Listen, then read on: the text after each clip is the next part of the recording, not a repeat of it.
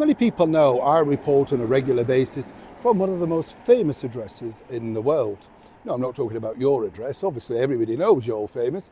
I haven't been invited yet, have I?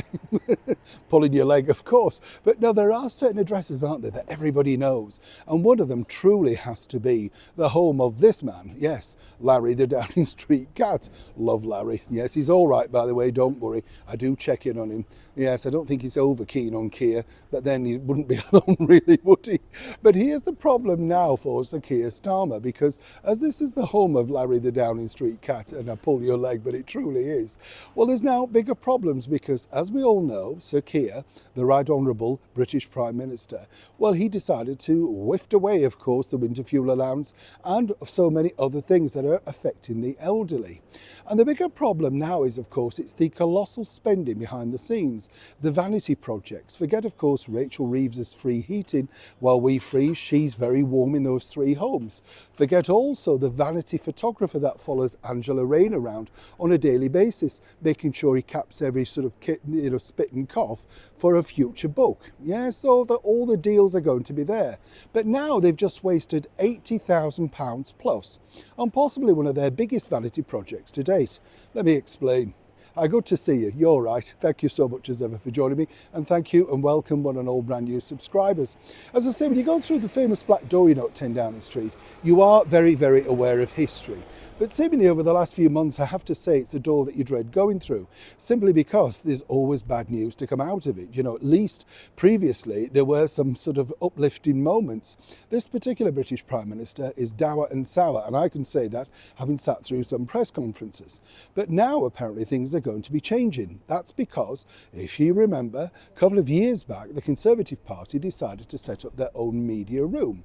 And this is a very clever move actually by them, because basically you invite the media into you rather than having to go to TV channels, all of that sort of stuff. And this was predominantly put together because of the pandemic and the Prime Minister at the time, the Right Honourable Boris Johnson. He needed to address the nation.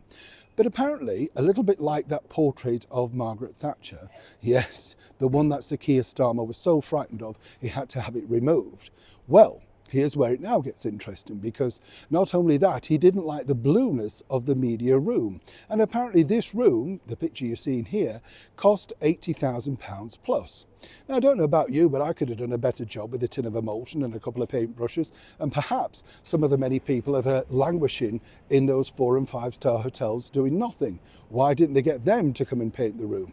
No, as ever, it's out the taxpayers' expense. Now, while they're banding this figure of £80,000, inside sources, and I have many at Downing Street, tell me this is far exceeding that. This is because they wanted a whole new lighting rig to make sure that Sir Keir looks a little bit more healthy, and a lighting designer. The people came in over the Christmas period just to simply set the lights to make sure that he looks, well, the best he possibly can. Nothing wrong with that. But again, why at the taxpayers' expense? And really, if you want to do that and paint it red to signify the fact that Labour are now in charge, which as many people feel over here is a terrifying thought, why didn't you make it a neutral colour? For given the fact that you might be out of power very soon, once again, whoever pops in next will want it repainting.